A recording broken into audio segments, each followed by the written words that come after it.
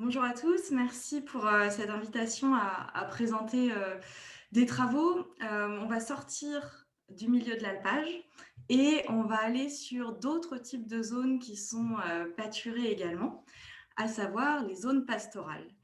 Et donc, les travaux que je vais vous présenter sont issus d'un projet qui s'appelle CEPAS et qui s'est intéressé aux préalpes françaises, donc à la partie externe du massif.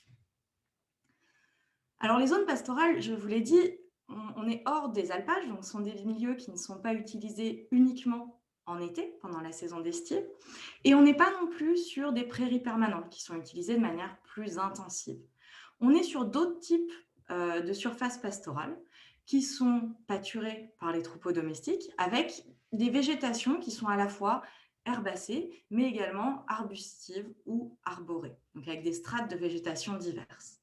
Ce sont des surfaces qui sont productives, qui sont partie intégrante des exploitations agricoles en termes d'alimentation des troupeaux, mais aussi d'organisation du travail, par exemple. Et ce sont des zones qui représentent un réel atout pour la biodiversité, dans le sens où elles contribuent à la connectivité écologique, donc aux trames de milieux ouverts et semi-ouverts à l'échelle des paysages, et qu'elles accueillent une diversité d'habitats et d'espèces, à la fois des espèces ordinaires et également des espèces à enjeu. Et vous avez en dessous quelques photos qui illustrent le type de zone dont on parle maintenant. Ces zones pastorales, à l'échelle des Alpes françaises, elles représentent environ 40% du domaine. Donc une superficie importante et forcément assez diverse à l'échelle du massif alpin. Deux focus qu'on a pris dans le cadre du projet, c'est deux grands types de zones pastorales. Les zones intermédiaires, plutôt dans la partie Alpes du Nord, où typiquement on est dans des localisations montagne, entre l'alpage en haut, l'exploitation agricole où les animaux passent l'hiver en bâtiment, et donc des usages plutôt en intersaison, au printemps et à l'automne. Et puis, ces zones pastorales comportent aussi d'autres types de surfaces, type parcours préalpin, la photo du bas, où on est cette fois sur des étendues plus vastes, plus planes, et qui contribuent à l'alimentation du troupeau sur une plus grande période de l'année en termes de calendrier. Voilà ce dont on parle actuellement. Pourquoi est-ce qu'on s'intéresse à ces espaces? Ces zones pastorales, on constate qu'elles se referment, qu'elles s'embroussaillent, avec une progression des strates ligneuses, des arbustes et des arbres. Alors, il y a plusieurs facteurs d'explication de cette dynamique d'embroussaillement, avec par exemple des difficultés d'accès au foncier, difficultés à maintenir un niveau d'équipement suffisant, avec des pentes qui peuvent être fortes, ou alors des niveaux une quantité de pierres sur le sol qui est très importante et qui peut contraindre les usages. Et puis d'autres facteurs, comme par exemple la prédation par le loup qui contraint aussi les usages pastoraux. Enfin, pour tout un tas de raisons, ces espaces, ces zones pastorales sont contraintes et on note une dynamique d'abandon des pratiques pastorales ou d'extensification de ces pratiques, qui globalement amène au contrôle diminué des dynamiques de végétation qu'on peut constater sur les photos en haut de cette diapositive. Et cette dynamique de fermeture des milieux, en fait, elle concerne une grande diversité d'acteurs, puisque ces zones pastorales, en fait, elles sont à la croisée de différents enjeux. Elles contribuent à la pérennité des usages pastoraux et au maintien de la biodiversité et des paysages, comme je l'ai déjà mentionné. Mais il y a également d'autres fonctionnalités connexes, on va dire, qui sont liées à ces surfaces. Par exemple, la maîtrise des risques d'incendie, qui est liée aux dynamiques des strates de végétation, ou encore à la gestion du multi-usage. Et là, on prend en compte, par exemple, l'interaction entre usages pastoraux et d'autres types d'usagers, comme des randonneurs ou des cyclistes. Et donc, face à cette diversité d'enjeux, la question qu'on se pose, c'est celle des modalités de gestion de ces zones pastorales, des modalités de gestion qui permettent de respecter les enjeux environnementaux et les enjeux pastoraux de manière conjointe. C'est la question à laquelle on s'est attelé dans le cadre du projet CEPAS, où on a pris la ceinture préalpine comme zone d'étude. Vous avez une carte à gauche qui montre les principaux territoires impliqués dans cette étude, et un projet donc, qui a réuni différents partenaires, à la fois des partenaires académiques au niveau de l'INRAE, du LECEM, donc le laboratoire auquel je suis rattachée, mais également une contribution, une implication très forte des territoires, notamment les parcs naturels régionaux des Préalpes, et des acteurs agro-pastoraux par le réseau pastoral des régions Auvergne-Rhône-Alpes et Sud-PACA. Ce projet, il a été rendu possible par le soutien politique, institutionnel, financier des régions Auvergne-Rhône-Alpes et PACA, et également du massif alpin.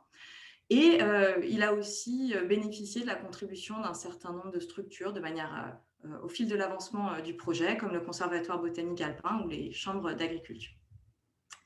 Pour ce projet, on a suivi 3 phases successives qui sont complétées les unes les autres, avec un premier élément de caractérisation. On est sur un projet pilote qui veut poser un premier état des lieux sur ces surfaces, donc avec des caractérisations biophysiques et pastorales de ces milieux.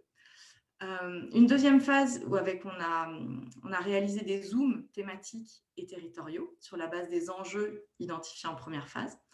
Et puis, on est maintenant dans cette troisième phase où on essaye d'aboutir à une feuille de route avec des leviers qui soient identifiés pour permettre une gestion agro-environnementale des zones pastorales. Et donc, c'est l'étape qu'on est en train de finaliser actuellement.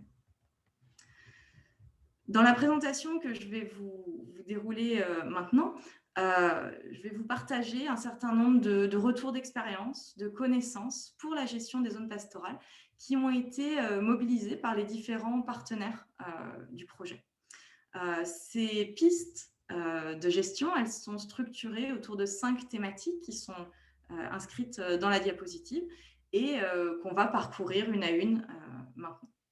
Bien sûr, ce sont des exemples et c'est parmi les éléments remontés dans le cadre du projet CEPAS. La première thématique qui est apparue quand on s'intéresse à la revalorisation des zones pastorales, c'est un enjeu de connaissance. En effet, on a parlé des alpages, des zones humides qui sont bien identifiées spatialement. C'est moins le cas pour le reste de la trame pastorale. Et pour ces zones-là, il y a un vrai enjeu de cartographie, à la fois pour les enjeux pastoraux, mais également dans la réflexion sur les connectivités écologiques et sur la contribution de ces zones pastorales aux trames vertes, donc milieu ouvert et semi-ouvert. C'est un outil qui a déjà été mentionné, mais qui est revenu également dans nos travaux. Le fait de déployer des diagnostics éco-pastoraux, non seulement en alpage, mais également sur ce type de zone pastorale, a été vraiment pointé du doigt comme un enjeu fort pour arriver à mieux connaître et suivre les caractéristiques écologiques et fonctionnelles de ces milieux. Avec la question toujours de quels lieux on se donne, quels outils on peut partager pour élaborer cette connaissance. Alors, 2 exemples très opérationnels, l'un fourni par le Parc naturel régional du Verdon, où pour mieux connaître ces parcours préalpins, ils ont développé une caractérisation éco-pastorale avec une évaluation de la pâturabilité des ressources d'une part et d'autre part de leur fonctionnalité écologique. Et puis en croisant ces informations, ça leur donne des priorités de gestion à mettre en œuvre sur les parcours préalpins. Deuxième exemple, il s'agit ici d'un atelier qui regroupe des éleveurs dans le massif de Beldon, Alpes du Nord, autour de la question de pourquoi est-ce que certains milieux se referment. Et donc, c'est une carte mentale qui est élaborée par les éleveurs pour essayer d'identifier les raisons qui amènent ces milieux à se refermer et donc pouvoir ensuite agir sur ces causes. Voilà pour ce premier enjeu de connaissance. Un deuxième enjeu qui est ressorti de manière très marquée, c'est celui de la mobilisation des zones pastorales et de comment est-ce qu'on conforte les usages par les systèmes d'élevage. Les raisons qu'il y a derrière, c'est que sur ces zones pastorales, on trouve des végétations qui sont hétérogènes et qui demandent de la technicité pastorale pour être valorisées. Et qui dit technicité, dit un besoin d'accompagnement technique et d'échange entre pairs sur le terrain.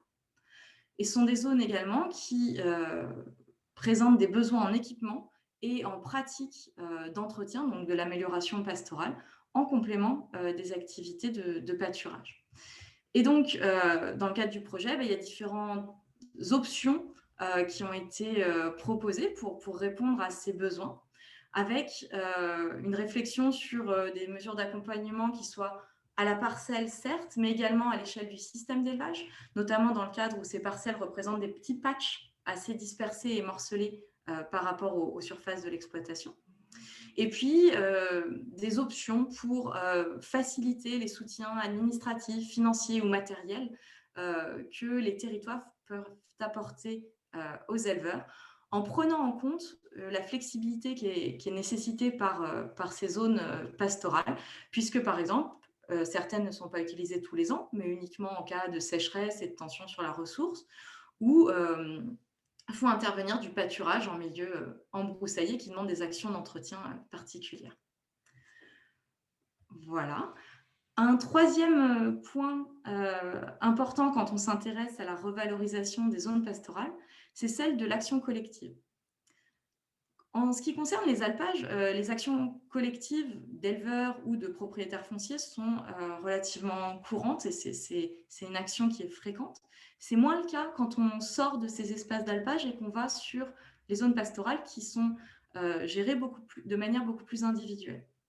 Or, l'action collective, il y a des exemples qui montrent que ça peut être aussi un atout sur cette trame pastorale et que pour faire en sorte que cette action collective, elle fonctionne, eh bien, elle doit s'ancrer autour de 3 piliers.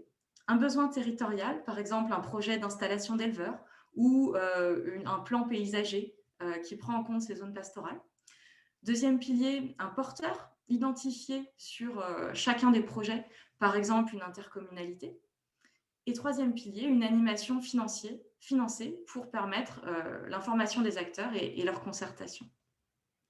Donc, il y a différentes formes de structuration collective qui peuvent être soutenues en zone pastorale, qui concernent à la fois les éleveurs et les propriétaires fonciers, et qui sont articulées avec d'autres outils à disposition du monde pastoral, comme les conventions de pâturage, par exemple.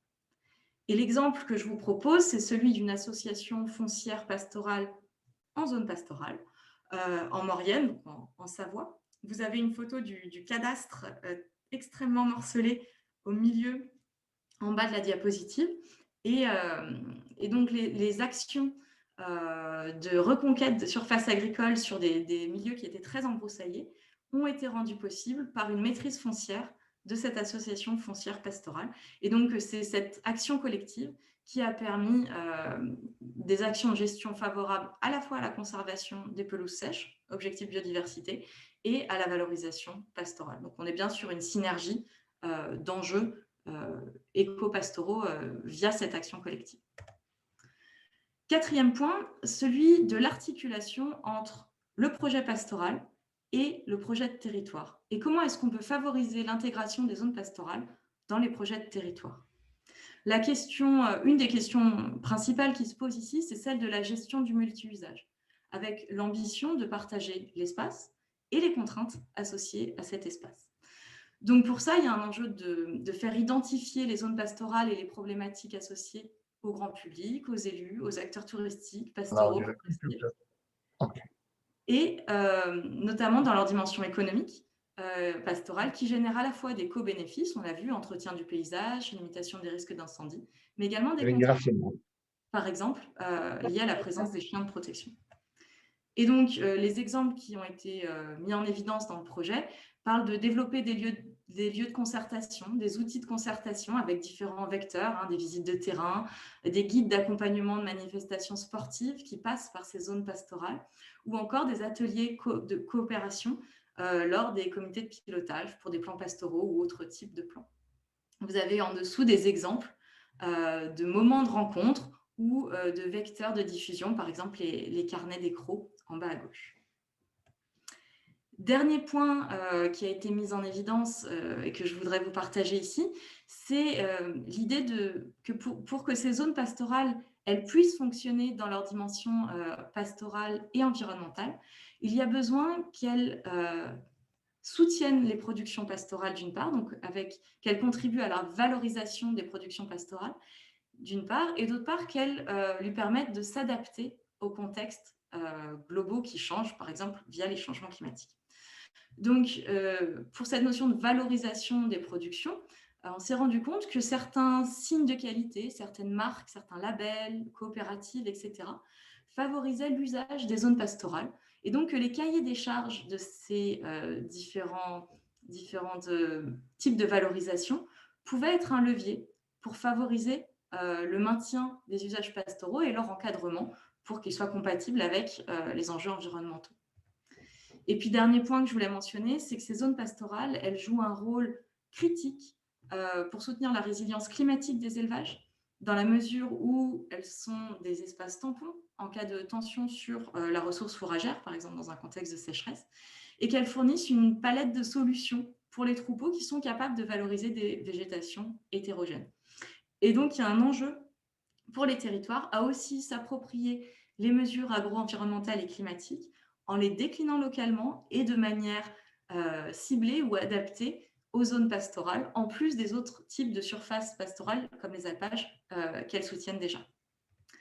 Voilà, donc en conclusion, ces zones pastorales, elles se trouvent à la croisée d'enjeux pastoraux et territoriaux, que pour répondre à la diversité des enjeux, de ces enjeux, il y a une palette de solutions à expérimenter et ou à déployer pour permettre de redonner des valeurs économiques, sociales et environnementales qui soient partagées. Alors les pistes présentées ici font partie de ces solutions, il y en a d'autres, forcément à expérimenter localement.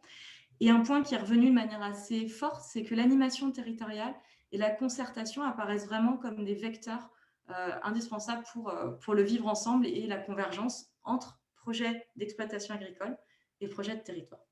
Voilà, je conclurai simplement en remerciant l'ensemble des partenaires et des contributeurs au projet CEPAD qui ont rendu possible ce partage d'expériences que je vous propose ici.